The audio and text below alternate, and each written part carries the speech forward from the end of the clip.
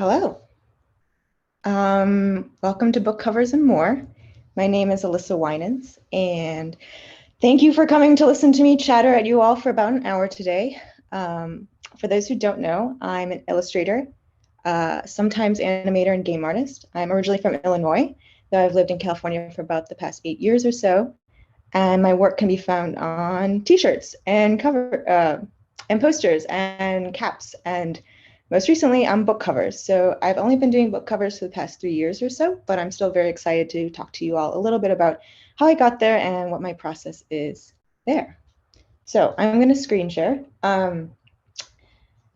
If you have questions, please put them in the Q&A. And I will try to answer relevant ones as I'm going, but most likely I'll just try to do them all at the end because my multitasking is mixed. So, all right, title slide. Let's go. So I'm going to talk a little bit about each chapter of my life and talk about the skills that I picked up there that are relevant to my work in book covers. Hopefully it will all make sense. So there's only two important things about my early years here. One is what's with the books, and two is what's with the art. So I am the youngest child. I have two older sisters, and they curated our whole book collection before I even existed. My parents are also book people, so both their houses were filled with books. So really, I just read what was around, and what was around was largely fantasy and murder mysteries, and our local library also had a kind of unusually robust graphic novel section, so I checked that out too. So I think that's a big part of why I make fantasy art today, and also why I am so excited when I get a book cover assignment. So as for the art, I definitely wasn't the art kid growing up. If nobody would be like, oh yeah, Alyssa's gonna draw me a caricature, that would go very poorly. But my best friend was wonderfully creative, and when my parents were getting divorced, I spent so much time at her house, and we just drew and wrote stories together all the time. And that was sort of a lovely, bright, simple moment in a time when things were really complex for me. So I think that was sort of the beginning of everything there.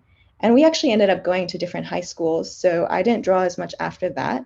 But something must have kind of lingered in the back of my head because more towards the end of high school, when I was thinking about the future, art came back up. And that resulted in my first art job. And I'm using the word job very loosely. So I was a very uncomfortable teenager, even more so than teenagers usually are. And I did not think employers would like to deal with that. So I went to my mom and I said, hey, if I can make the same amount as a minimum wage job by submitting to online t-shirt contests over the summer, what do you think? And this is how you can tell I'm a youngest child, because my oldest sister did normal summer jobs like drive pizza delivery or work at the mall. But my mom said, well, okay. So that's what I did. And I approached it like a job. I did all my research on all these different contests, what their tech specs were, who they were for, what kind of t-shirts were successful, what their audience wanted. And I just sat down and I made design after design, week after week, and that's really what I did. And I did that actually for several years, up until my junior year of college, so it sort of worked out. Although when you get to school, they actually tell you not to do this sort of thing because you are doing work with no guarantee of payment, which isn't good. But at the time, I'm a high schooler, I'm not a professional. So it was a really amazing learning experience for me. And I was fortunate enough to fall in with a really good community of people. And they were adults, not weird high schoolers. So I learned a lot watching them, how they talked about art, made art, their role in the community, what they just knew in general as people older than me. So I still think about a lot of the things that I learned there in my professional life now. And in case you're wondering, I think only the top right one didn't go to print. So all these other t-shirts exist. And actually, I still get royalty checks for some of them, like, $2 checks. But that's still kind of a wild thing to experience, knowing I made these when I was 18. So I did end up studying art in school. I did not know art school was a thing until very late in my senior year of high school. So I immediately had to be like, I need to make a portfolio. So I threw that together, just made a bunch of things and submitted that. And they accepted me and gave me a scholarship. And it wasn't the case where everyone was like, oh yeah, of course Alyssa's going to get it. We were all shocked. And I still, even today, I'm still surprised about it, but it's worked out. But if you want to see, these are some samples from my original portfolio for that. So I'm going to kind of breeze through the art school section because I think that's the most straightforward connection that you can see to book covers is I learned art and I now make art for book covers. I actually was thinking of going into graphic design when I first got to school because I thought t-shirts are graphic design, which, some t-shirts are graphic design, but I was definitely approaching it more from the illustration side. So people quickly realized that and sent me over to the illustration department. Here's old Alyssa work. It's a mix of schoolwork and personal work I was doing at the time. As you can see, still like the fantasy stuff. I hadn't done any traditional painting before school, so they taught me all that. I learned oil painting. All my family's homes are now filled with all my school paintings, which I'm sure is exciting for them.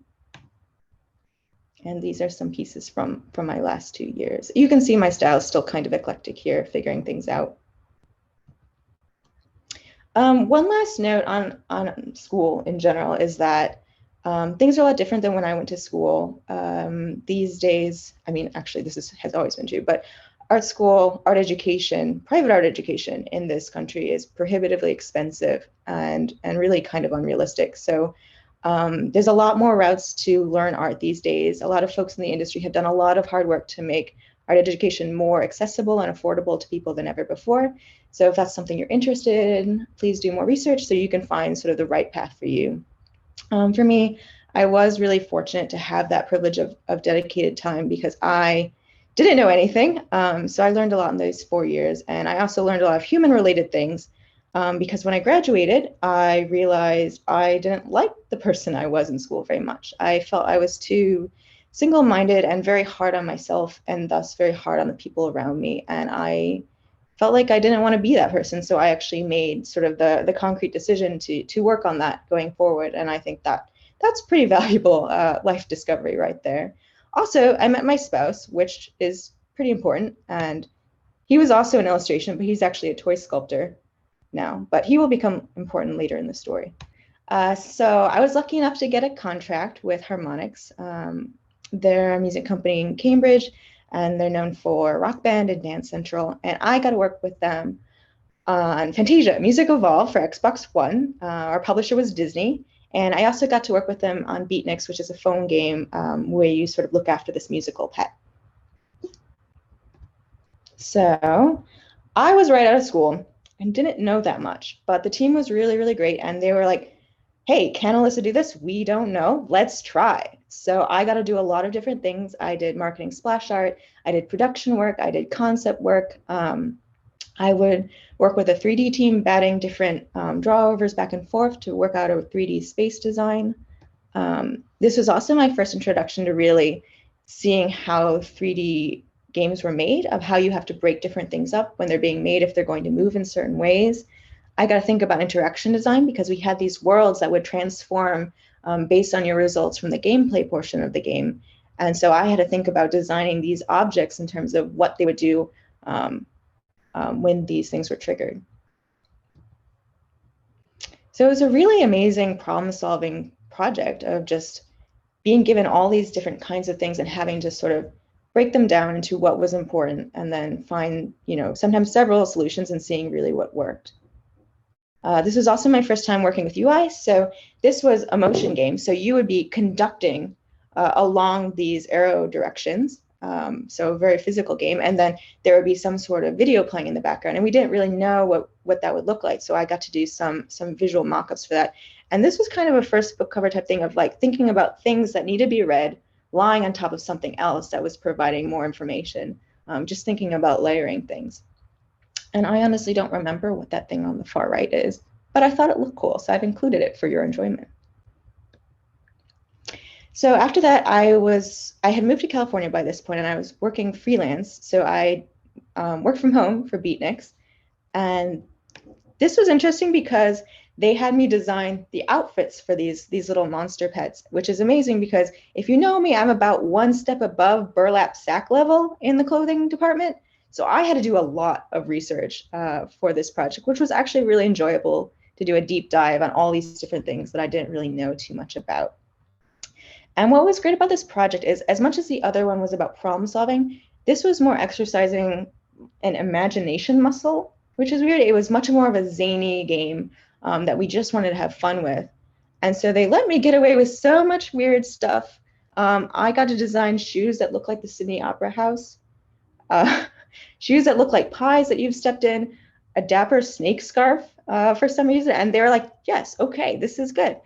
And, you know, getting to have this kind of freedom on a project, I think, is fairly rare. So I was really grateful for the opportunity to sort of stretch these muscles because it all comes together when you're doing things like fantasy art, where you're just making things up sometimes.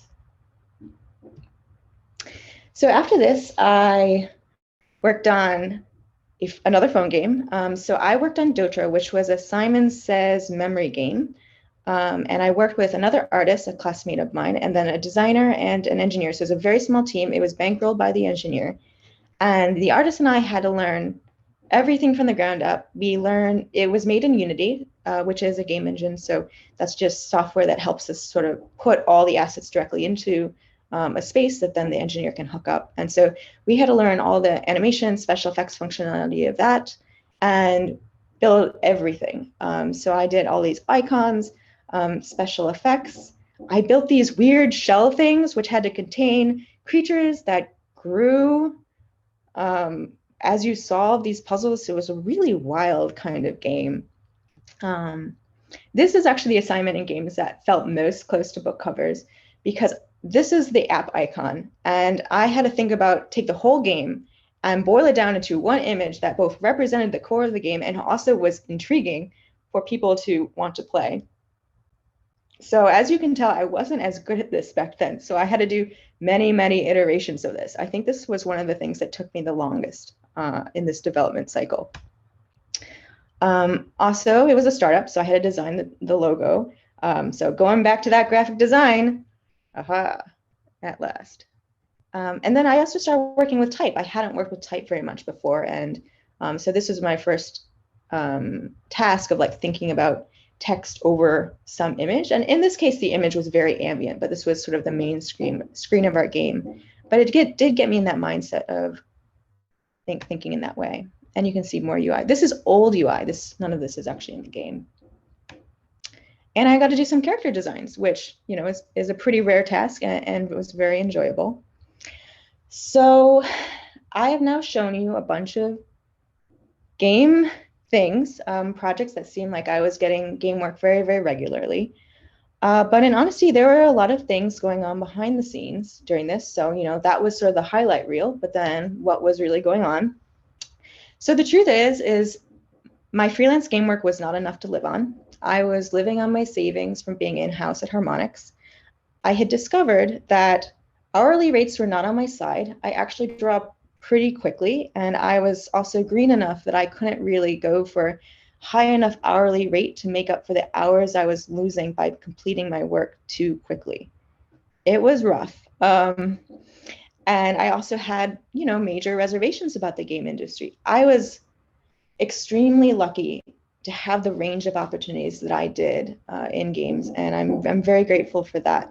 But, you know, I still wasn't quite sure where I fit in this industry and what my future would look like there. So I had concerns about that.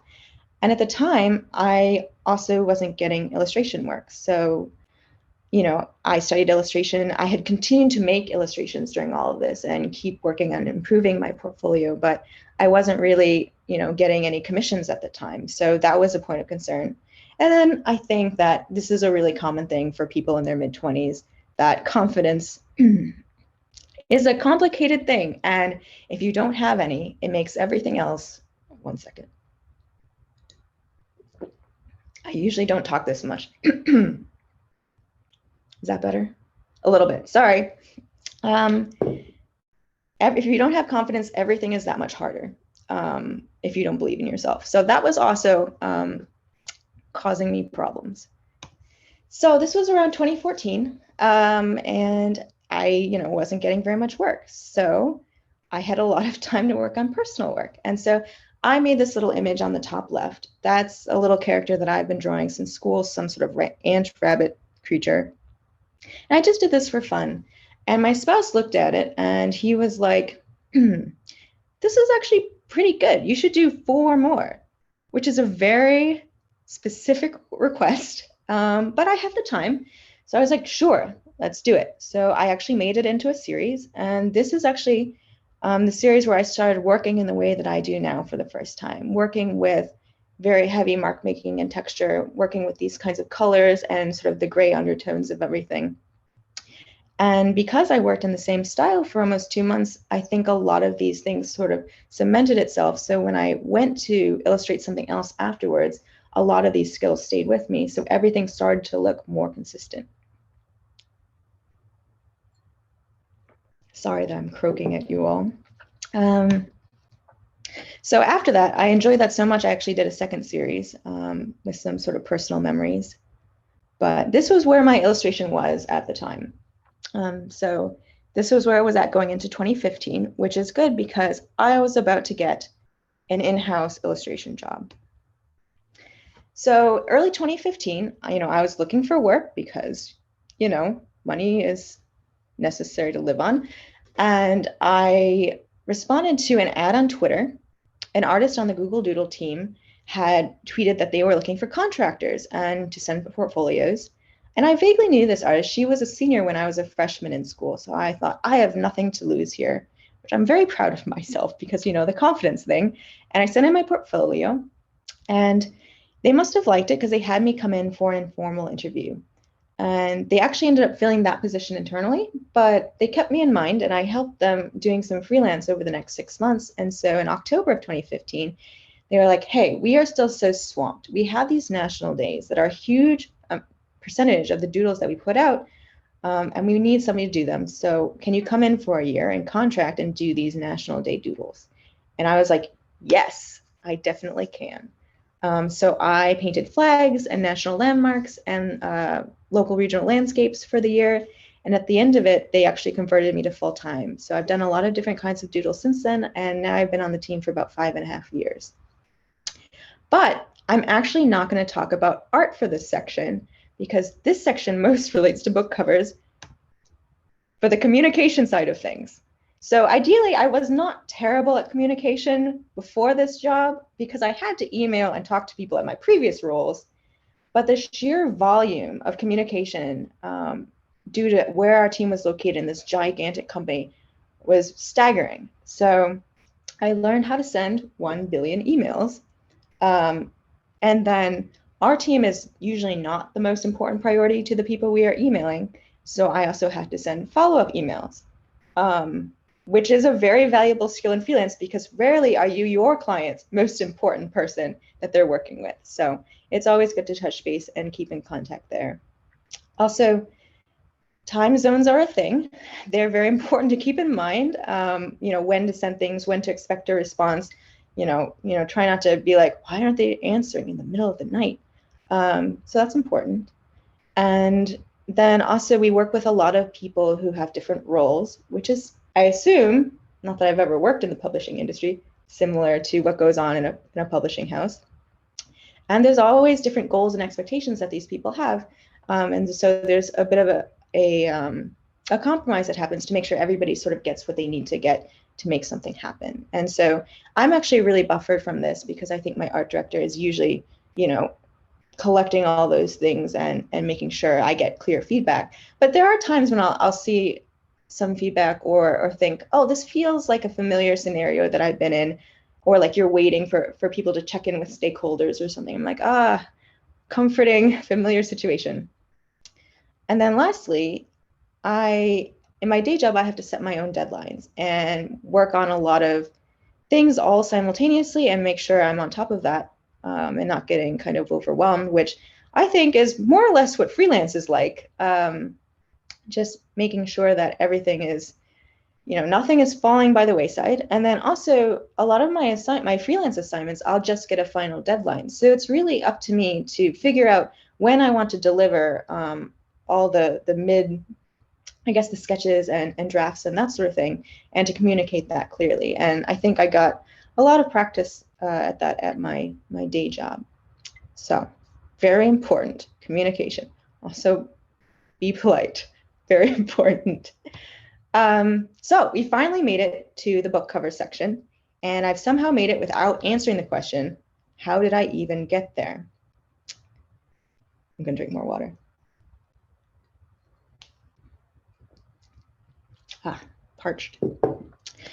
So step one, I gave up. Do not recommend that one. So when I was in school, I actually was very interested in book covers, but I had a professor who was like, oh, I used to do, oil painted, fantasy sci-fi art covers, and that work all just dried up because it's all photo stock now. And I was like, well, darn. And I'm sure that advice was well meant, but when I got out of school and I started doing my research, aka standing around in bookstores and libraries, because that's something I would do normally, I realized he was pretty wrong. The industry is very wide, and there's so many different approaches to book covers because there's so many different narratives written by so many different people. So there's really a lot of opportunity for illustrated book covers out there. And even though I say that, when I was lurking around in the library, I did feel like I didn't see the kind of illustration I was making on these covers. So I still felt, and like when you're in school, they sort of teach you not to send your work to clients that aren't publishing work that looks like yours, because you don't want to waste their time. And I really did not want to waste anybody's time. So I felt very stuck. But I still really liked fantasy art. It was still really important to me. So I went to a convention, a fantasy art convention, Spectrum Fantastic Live, in I think 2014. And they had portfolio reviews.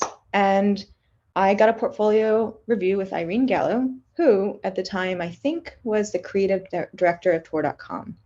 And Tor.com was a place where I was seeing illustration that seemed a little off the beaten path, a little bit different than some of the more traditional fantasy art you would see. So I thought, oh, maybe I'll get some good advice, figure something out there. And then Irene Gallo was really great. She had some lovely advice and actually set me up with another portfolio review at the same convention. And she must have kept my work in mind, because a year later, I got my first commission from her for Tor.com.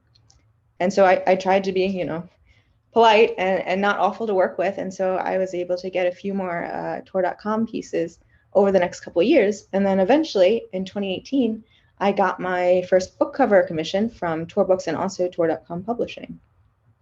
So I'd like to say like, oh, I got into book covers because, I pounded down doors and like sent out a million mailers and like, did all the cold emails. But, that's actually not how it went. I was very lucky, and one person, stuck out their neck for me. And that's the reality of it. And I'm grateful.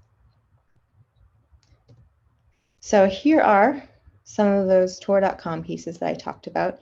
And again, remember at this point, I hadn't really gotten any illustration commissions. So this was really my first time working with, getting a text and working off of it. So I learned a lot working on these pieces. And so I think that really helped to not panic when I got a much longer manuscript when I got my first book cover commissions. And all these stories are really wonderful. They're all still available on the site. And I actually think CL Polk is here at the convention this weekend as a participant. So maybe a timely time to check out their work as well.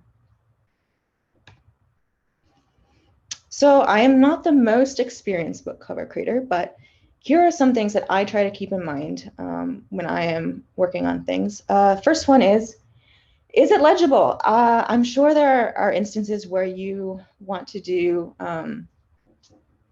go a more creative path where maybe it's not as important for the text to be read. But for me, I think it's really important because if people can read the author's name and the title, they can remember it and read that author's other work or recommend it to someone. And that seems very important.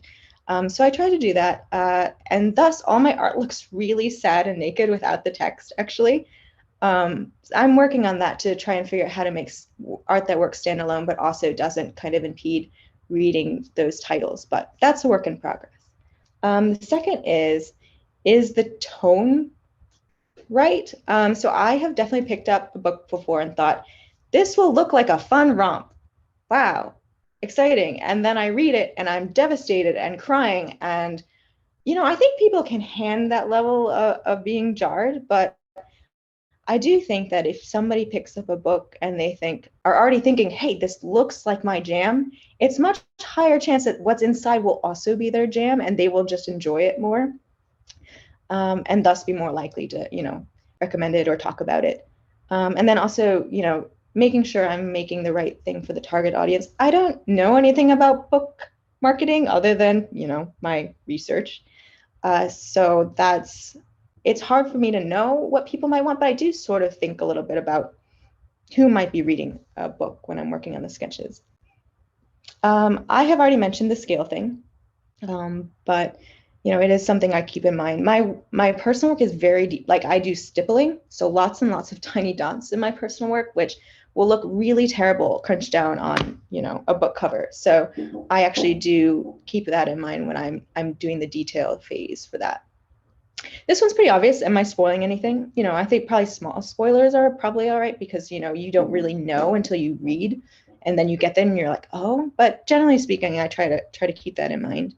And lastly, this was probably self-evident, but I think when I was first working in series, I wasn't quite sure. But does it gel with the previous covers in a series? It probably should to some degree.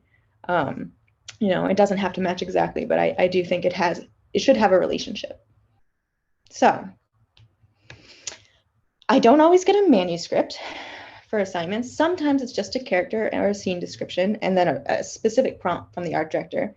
But if I do get one, I'm really happy, partly because I get to read something before it's published, which is exciting. But also I get to, it's primary source material. I get to read what the author really meant and wrote, and I feel like it makes it much easier to figure out, the tone that I want in the cover. And then also trying to figure out what the author wanted to say. So I was a really literal kid, and English class was fine, but there are definitely times when I was like, maybe the fire is just fire and doesn't mean anything other than that. Well, let me tell you, the assignments that I get, fire is never just fire.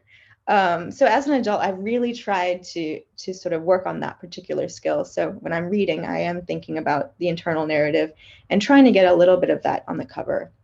And the funny thing is, I never know if I'm being effective there because I don't hang out and chat with the authors to really know. So I do trust the art directors and the editors to make sure that I'm not really straying too far from whatever the vision was there. Probably, at least after things come out, people are way too nice to tell me if I got it wrong. So I have now talked a lot. So let's look at some pictures. How's my time? Oh, okay. So I'm going to talk in depth about 4 different covers and then look at a series as a whole. So I'm going to start with Desdemona in the Deep by C.S.E. Cooney. This is from Tor.com Publishing, and it came out in 2019, although I worked on it in 2018. And C.S.E. Cooney's writing is so lush and beautiful. It is like a visual buffet, and everything looks good. And so that was actually the challenge here of really figuring out what ideas I wanted to go with, what to pick that I think would work. So for the first one, the main character gets this task of having to break out this character from their imprisonment, and they're sort of under a timeline here, and there's an hourglass involved. So I did try to sort of fit those two together, where I had the hourglass transforming into a cage at the bottom. The second one, there's an antler crown present in the story, and it's composed of all these different beasts' antlers, which I thought was a really nice symbol based on how the crown gets distributed later in the book. So I thought that was a really nice symbol of the overall narrative. And then I have that central figure again. The third one, in hindsight, I think is actually my weakest idea. As the main character progresses through the world, she changes forms and gains names. And so I just sort of represented it that very straightforward. So the art director went with the second one and had me remove the character, I think probably to make space for the text. I usually try to send a color draft when I'm working just to make sure I'm not going way too off the deep end in the colors and make sure, you know, it's going to look all right from the art director's perspective. And I really wanted to keep it as rich and warm as C.S.C. Cooney's writing is. So I went with these like warm, rich browns and golds. And then I have a little bit of green and red to touch on some of the more unsettled moments that you feel in the book. And then you can see, this is also draft text, which hopefully it is okay that I show. And then you can see the final on the right there with lovely text by Christine, who was also the art director. So my next book, so this is The Empress of Salt and Fortune by Neve Vo. This was also out from Tor.com Publishing.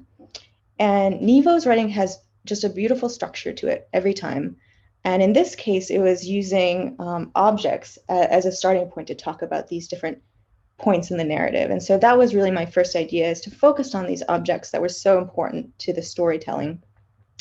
The second one, there's an important location and then also an important character, Rabbit, who is reflecting on these past events in the story. So I actually have a literal rabbit reflection at this location for the second one.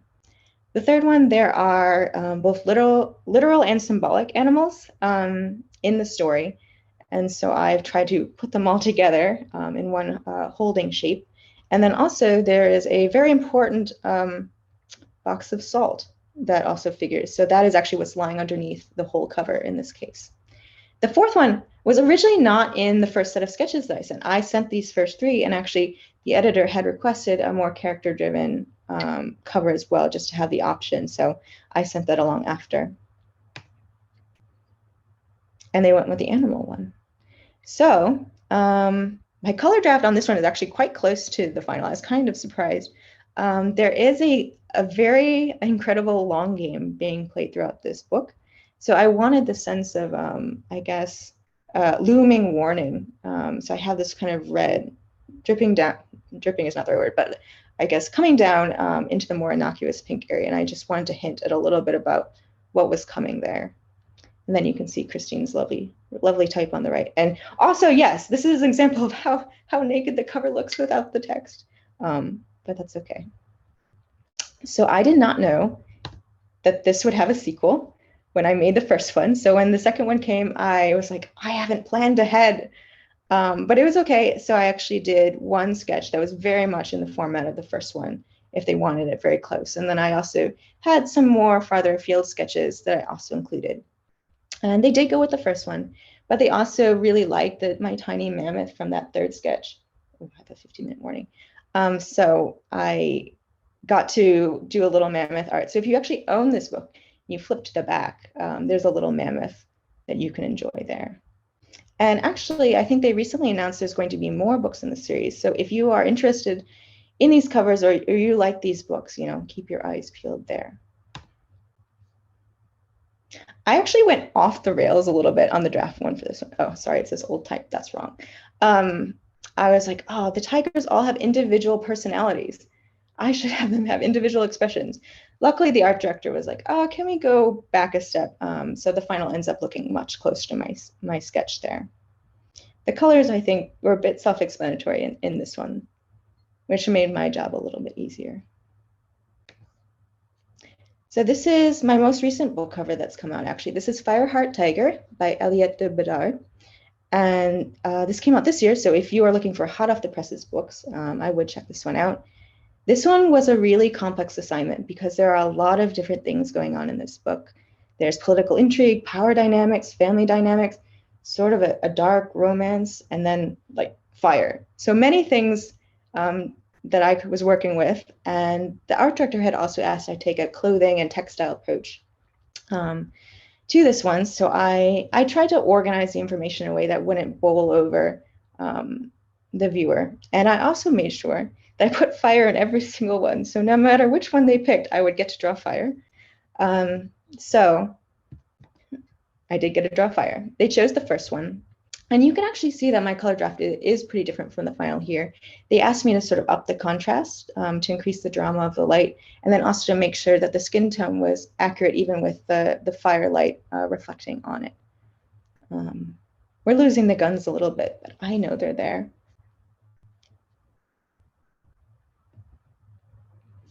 So this one is actually out from a different publisher, Tor Books.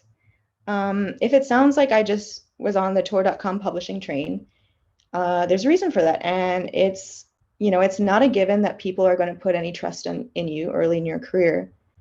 So for a long time, they were my only client. So that is why. So for this series, the one on the left is actually my very first book cover. And I didn't know this was going to be a series. So I tried to plan ahead. I was like, there's primary colors. Maybe I can have primary colors all the way through, where I rotate the background color. As you can see by the last book, my plans did not come to fruition, but I think they all look good together anyway.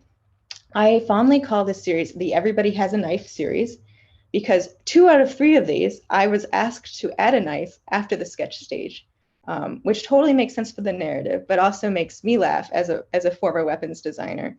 I can never escape drawing knives.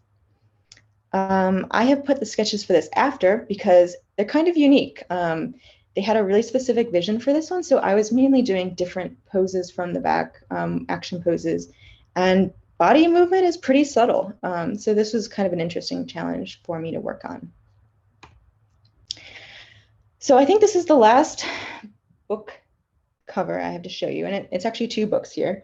So this is To Be Taught If Fortunate from Becky Chambers, out from Hodder and Stoughton. This is the UK cover. And so I actually like Becky Chambers' writing a lot. So it was exciting to get these assignments. But these are, I kind of call them in my mind trust assignments, because I'm not working off a manuscript for these 2. Oh, and the one on the right actually wasn't a cover. It was actually the end papers for a special edition for the 4th book in her Wayfarers series. And if you don't know, end papers are that first spread when you open the book where it's attached to the cover. So I didn't have a manuscript here, so it's really easy for me to extrapolate way off into the wrong direction. So I really have to trust and rely on the art director for these kinds of assignments. And it's actually a closer collaboration that way, which can be really exciting.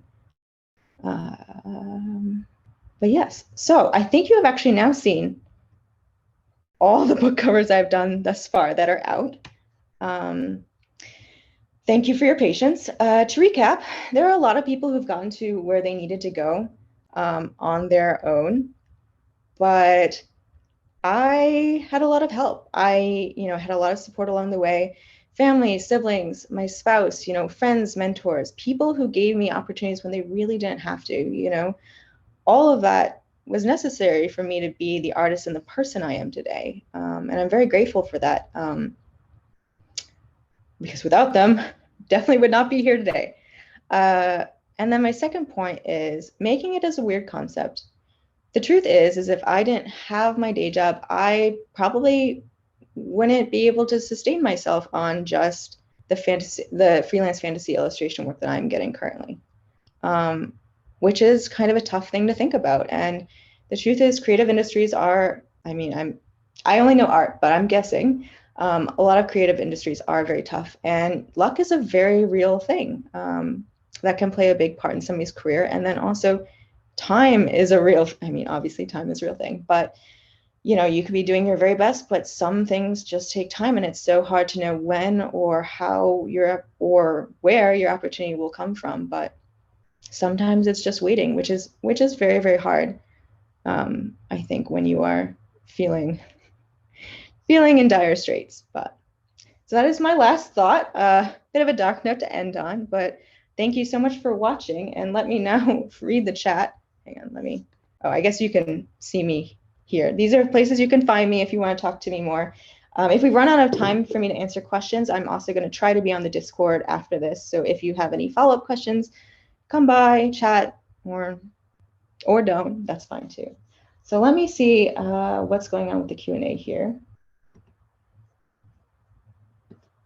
No questions. Do people have no questions? Sorry, I'm going to read the chat really quick here. Speed read.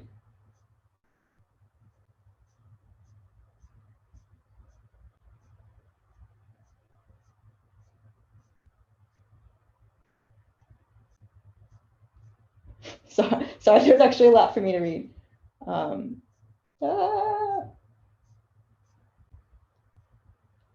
So there is a question, so you get to read the work as you make the covers. Yes and no, depending on the assignment and the art director, I believe.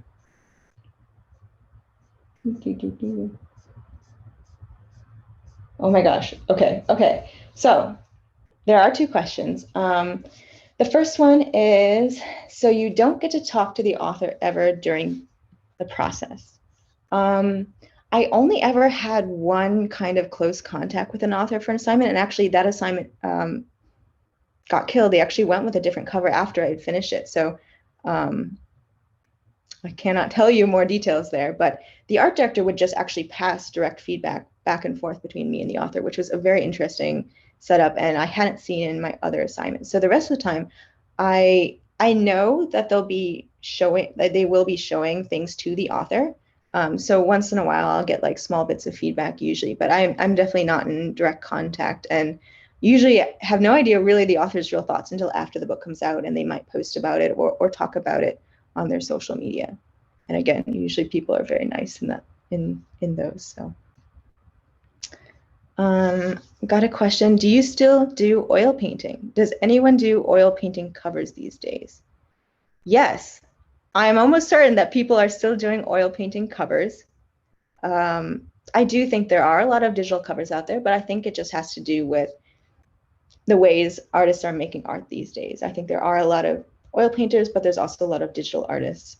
I do not currently do oil painting due to lack of understanding about proper ventilation techniques. But actually my senior year of school, I ended up taking some watercolor and gouache classes. And actually that is when I want to work in color, traditionally, that is usually what I go for. Next question is, when talking about scale and optimizing, how do you balance creating the best possible image versus creating the most legible / accessible one? So that's a tough one. I think oftentimes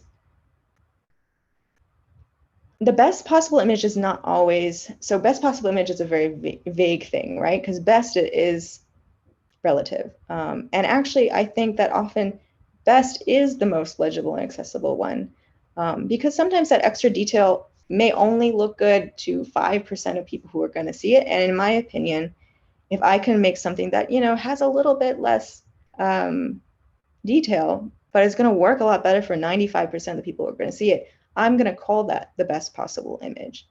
But that's just me. There are people who might have different philosophies there. But I do a lot of like shrinking down when I'm working on the book covers and sort of moving it on different screens and that sort of thing, just to make sure I'm kind of seeing it in all the different ways that people might be. I don't think I mentioned, but I realized that some e-readers are only in black and white, which after I saw that, I was like, I haven't been checking that. So it was a new thing that I had to keep in mind going forward. And then I have a question. So this is, what do you enjoy working on most? A singular cover or covers for a series at once? I'm not sure if covers for a series at once mean if I get all of them at once, because I seem to never get them all at once. It's usually I will do a cover and then a year or more later, I will find out that there's a second one and I will do that one then.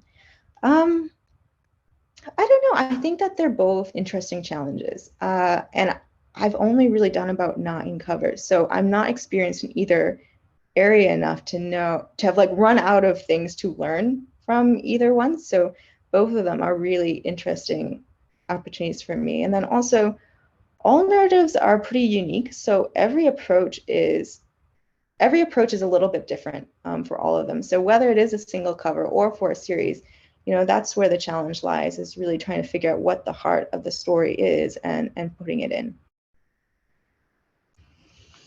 Oh, thank you for all the questions, Ed. Ed has another question. Google Doodles are seen by millions of people. Did that make the work more rewarding? Did that open doors for you later? It actually makes the work kind of stressful. Because so many people are seeing your work, and you just know that there's just a certain percentage of people who are not going to like it. So that is a little bit stressful. And actually for me, I have not gotten, as far as I know, I've not gotten any jobs from people who have seen my Google Doodles, which is kind of interesting. That's not true for other people on my team, but it is true in my case. And then last question, because we have 2 minutes left, I think. Do you provide sketch options that include the title, or do you let the art director / designer add it later? So all the draft text that you saw was definitely done by the art director. So that's usually after I've sent the sketches and they've chosen it. They'll sometimes send it back with draft text for me to, or a draft title and an author name, so I can sort of design around it when I'm doing the final. So I definitely don't do that. I do type in my day job, so I could do that, but I think usually people are hiring me specifically for the illustration side. So I don't necessarily know whether that's what they want from me. I think if somebody specifically asked, I wouldn't mind, but usually they seem pretty happy to do their own type. But yeah, I think we're just about out of time. Thank you all for being a great audience and asking such wonderful questions. And sorry, just reading the chat. Cannot talk and read at the same time. Yeah, thank you all so much for the kind comments. And again, if you have any more questions or you just want to chat a little bit more about book covers or art, I'm happy to chat over on Discord, and I will see some of you there if you're interested. Yeah. I will sign off here. Thank you all. Take care.